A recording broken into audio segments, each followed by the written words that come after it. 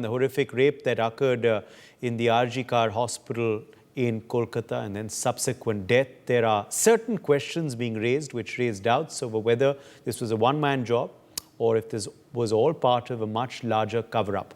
There have been around 10 such indications that we have recognized that indicate a possible cover-up. Meanwhile, there are around 2 Trinamool Congress workers, several men in their teens or 20s and a couple of women who were amongst people identified or arrested in connection with the vandalism that took place at the Kakkar Medical College and Hospital. Also, 2 big questions are arising after this case. Was it just one man or was this a gang rape? Also, another big question is, did the government and police cover up this case initially? Well, first let's quickly draw in for you certain factors that have emerged in this case which are indicating a possible cover-up. These are being interpreted as serious lapses which occurred and have shocked many in, of course, the initial way this case was handled. So let's show you and tell you first indication number 1. Mother of the victim revealed that the first call she received from the hospital said the doctor was sick. That was the first call she received. The second call from the hospital told the family that the girl had committed suicide. So first they were told she was sick, then they were told that she committed suicide. Indication number 3, multiple injuries, broken collarbone and scratches hint at the victim's possible fight back and also a possible gang rape as well, indicating that perhaps there was more than just one person at the crime scene. Indication number 4, the doctor's personal diary indicated significant stress and pressure which was leading up to her death. These are indicators from her diary notings, the diary that she used to keep. The family says in indication number 5 that police initially harassed them and attempted to divert the case by focusing on her health and also focusing on the medications that she was taking. Indication number 6, the family claimed that the police delayed allowing them to see their daughter's body as well. They are finding this also very, very suspicious. Indication number 7, a colleague of the victim claimed that the doctor wanted to expose a possible drug siphoning racket that was on in the hospital as well. That's an indicator from a victim's friend that has come in. Indication number 8, the Bengal government urgent renovation in the vicinity of the Kakkar hospital took place after the incident. Why was this renovation allowed and suddenly why did it take place in the vicinity of the crime scene? Indication number 9, the vandalism that took place inside the hospital and the seminar room, which was of course the room of the crime. This took place on the night of the 14th of August. And indication number 10, the presence of 150 mg of semen reportedly found in the vaginal swab, which shows a possibility of a gang rape. Remember, this is something though that the autopsy report is not indicating as yet. Well, let's open this up. Joining us live at this point is Abhishek Banerjee, political analyst. Abhishek, there are several questions that are arising. After several details, of course, came out and also the way the case was initially handled or mishandled by the local police. Is this a cover-up or is there something more sinister? So what I would say is that the real problem is that there is the climate of fear that has been created about talking about this incident. For instance, I know I'm talking right here. I know if I'm worried that even if I make a spelling mistake or a grammar mistake, I will get a notice from the Kolkata police. So as you indicated, the first problem is that why did the hospital administration, at least it appears so, first said that, it is a case of suicide. Then the second complication was that when the principal supposedly stepped down from Kakkar Medical College, within hours he was appointed as principal of a neighboring equally prestigious medical college. What was the hurry? That is very surprising.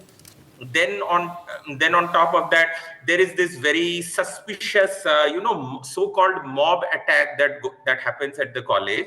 And what surprises me most of all is that, so they are saying, so everybody is on the streets protesting, TMC is on the streets protesting, CPIM is also claiming that they are against, but both are in the alliance. And then this mob that they're attacking, TMC is saying that, CPIM is also part of this mob which has attacked, but CPIM is your India alliance partner. So what is going on? I mean, who is on which side? I cannot understand. So, and on top of that, they have created this climate of fear. And honestly, I'm saying that, what really makes me suspicious is the role of CPIM. I mean, what is the CPIM doing? Whose side are they on? Because they are India alliance partners and they are acting as if they are an opposition party. So what are they doing? Are they trying to confuse the public? So there are so many questions in my mind when I look at this situation. And of course, in a situation like this, you have all sorts of rumors as well going viral. And then you have a bunch of so-called fact checkers who have been deployed to catch, like footfall violations and try to paint the whole incident as if nothing has happened. That toolkit is pretty obvious. Brinda DK, activist, also joins us now live. Brinda DK, several indicators have emerged. Some of them I've pointed out at the start of this program. Several others have also emerged through the course of the investigation, or as some are calling it, a misinvestigation as well. What do you make, Brinda DK? Are there indicators of something far more sinister?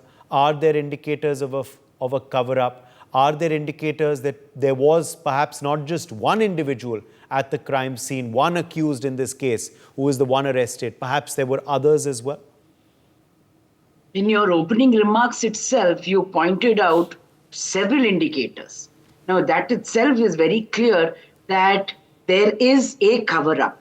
And there is a cover-up at various levels, beginning from the institution.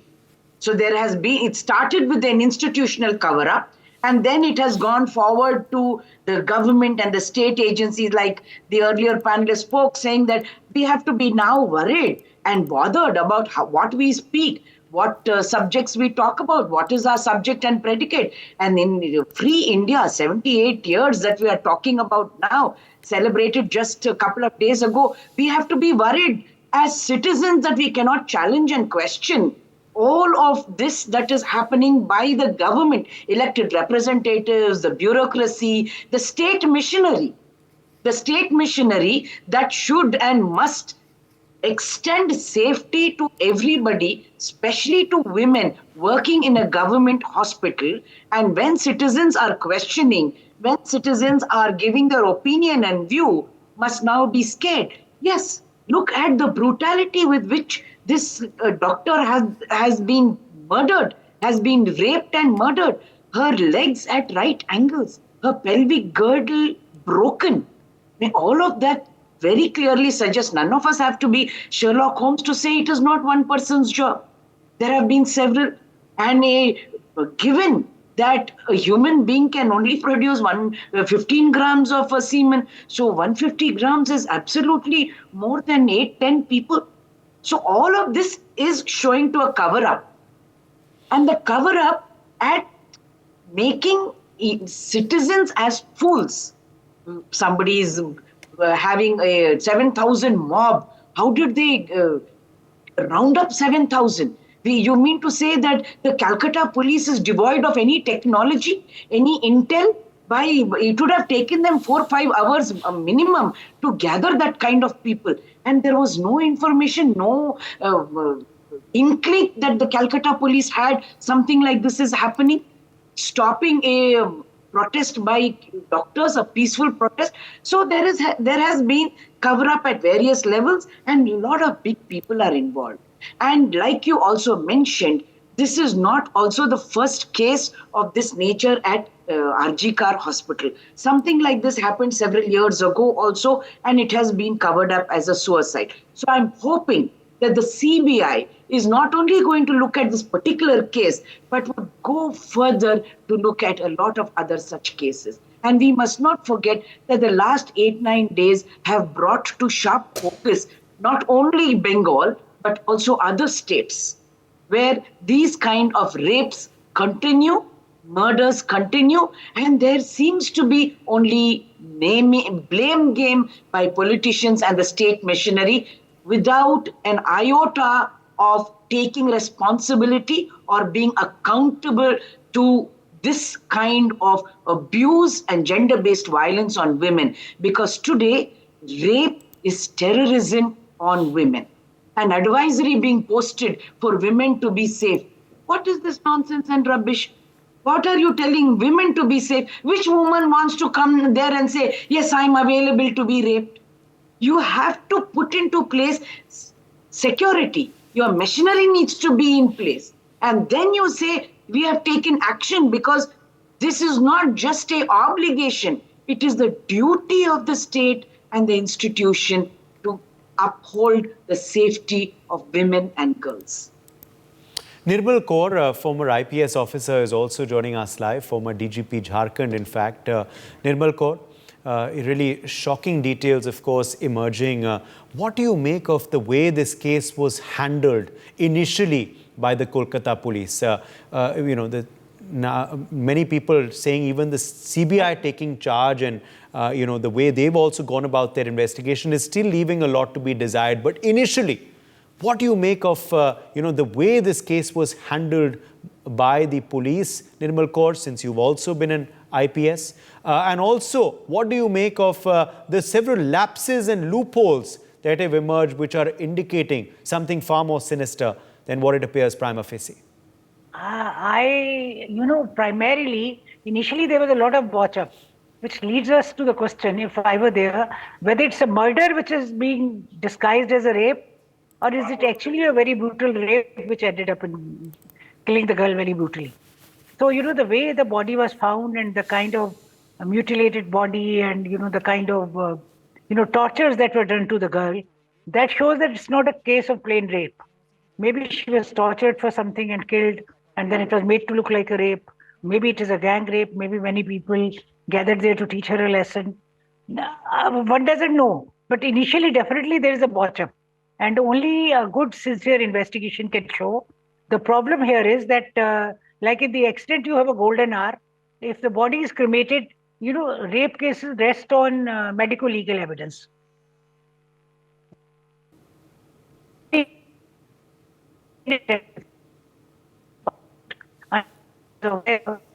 Touch marks, where are they?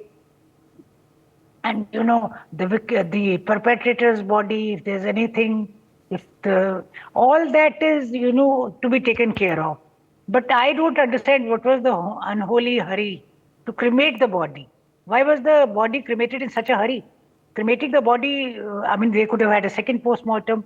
And where is the magistrate's inquest report? In the media, we've heard a lot about the PM report, but before that, there is an inquest which the magistrate conducts, which is not really a medical examination, but more about the external injuries and in what position. Panchnama jise bolte hain. In many states, it's called Panchnama. Panchnama means what the magistrate has found to the bare eye, the untrained eye, to the non-medical eye. What does the body look like? Where are the wounds? What is happening? What position it has been found? What are the clothes? What is the position of limbs? All that has to be recorded. So that inquest we have not heard of in the media, because my information is based on the media. But definitely whatever is available in the media leads us to believe that there are many, many, many red flags. So all those red flags deserve to be examined very deeply, and maybe it is too late because the body has been cremated and whatever had to be botched up, messed up, because in our system, whenever the case comes for hearing today in the trial court, fast trial court, then the High Court, then the Supreme Court, you will have to prove beyond doubt that this is the perpetrator. And for that kind of absolute proof, if this is botched up, you cannot connect the person, even if you catch the people who have committed this crime, they have to be beyond all doubt connected to the.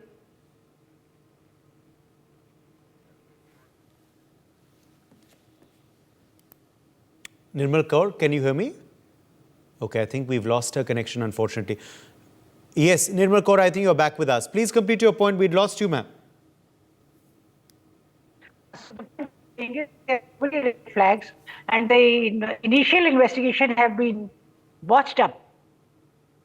It has been botched up, and therefore it's certainly a botched up investigation to start with, which is why there are questions, Brinda Dige, over who ordered the botch up, who oversaw the botch up. These are very, very serious questions that are arising. And now, can the investigation come back on track? Are you hopeful now with the CBI taking over the case, Brinda Dige? The CBI will have to work with whatever is available. Like Madam Nirmal Kaul pointed out, there was no need to cremate the body. Now they are saying that the parents cremated the body. But the parents in the beginning itself were not allowed to look at that daughter of theirs for over 3 hours. So there itself, they would have done a And lot. they're told first that the daughter was sick, then they're told it was a suicide. Exactly. And all of that said and done, they were not allowed to see the daughter's body. And that also shows that everybody tried, whoever was there, it was at the highest level. And all the raves and rants by the police and the commissioner and the investigation team doesn't bore well on them, because it very clearly shows that the hospital management and the police seem to have connived at some point of time to cover up a lot of stuff, to destroy a lot of evidence, and also to spread false and wrong information. So all of that are just the police not, they are not at all unhappy, they are not sad or upset that they will be called shoddy and unprofessional, because this seems to be coming from right at the top, and which means the government must be held responsible. The minister, who is also the chief minister for home, must be held responsible. When information of this nature has gone out, why was it not immediately told, secure that place? Now that is something anybody who has read a little bit about crime or seen all of the crime movies and TV shows knows that you secure the crime scene. No, they went all out to destroy every single evidence that might be available, including that horrific renovations that they went on to do. When there is a grave, brutal, vile rape and murder that has been committed in that hospital. So if this is not botching up, if this is not covering up, what else is it? Absolutely. Many are wondering as to why, Abhishek Banerjee, the renovation was allowed in the vicinity of the hospital, as to who and how that vandalism also took place and who those individuals were. That's also something we'll have to look at very, very closely, because many believe that when that vandalism occurred, it happened for a reason on the night of 14th of August. Abhishek. Yeah, and exactly as Brindaji said, if anybody who has even seen a crime movie knows that when crime like this occurs, the first thing is that the scene of the crime has to be completely secured. Now think about the events that immediately happened after this crime. We know for a fact that the hospital administration wanted to do some kind of cover up. That is more or less clear, because they said, your daughter is sick, your daughter has committed suicide. So those hours were the most crucial hours, right? Because that is when the most crucial evidence is present in that room, which can be used to make a watertight case. Because at the end of the day, the criminal case, one has to prove it beyond reasonable doubt, right, in a court of law. So in those initial hours, since the role of the hospital administration has been so shady, the transfer of the principal who resigned and was immediately reappointed, so there is a very legitimate fear that a lot of very crucial evidence was lost in those first few hours. Now, on top of that, a very mysterious renovation begins. Then there is a mob attack on the hospital. And, during a mob attack, anything can happen. Now, who is in the mob? We don't know who is in the mob. So that whole thing is, at this point, honestly, I don't know how the case can even be built. I just hope that the CBI is able to painstakingly put together, there must be maybe some kind of CCTV footage, or it's really a tough job at this point to put the case together, but I hope they have the ability to do it. That's all I can say. All right, let me in fact take that back across to Nirmal Kaur. Nirmal Kaur, the fact also, that there was indicators through the doctor's personal diary notings as well, that there was pressure and stress leading up to her death.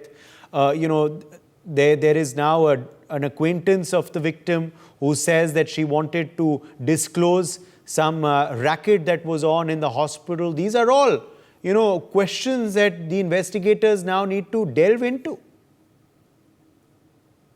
Definitely, even the person who's been caught, the suspect or the perpetrator, according to the police, Sanjay Roy, he's a tout. He's been selling beds. He's been, doing all kinds of toutish things around admissions, beds. even for other hospitals. And mind you, he's a contractual police. He's in contractual police employment. That means he's definitely from the Trinamool cadres, because only from the cadres people get contractual employment. I mean, it's very funny. They give some kind of official status to the Trinamool cadres by appointing them as contractual police officers. They're all politically connected. They get about 10 to 12,000 rupees a month, and they live like royals. Where is that money coming from? Where is the money in 10,000 rupees or 12,000 rupees a month? How much? How can you live so well? And after committing the crime, he went and stepped in the police barracks. Even their uniform is so close to the police. So I think it is just Gunda Raj, Police Raj, Cadre Raj, whatever you call it. But the police, the mainstream police, I think is not that, their hands are tied because they're bound by these contractual policemen. As in every sphere of life in West Bengal, even policing I've seen that people are scared of police. But when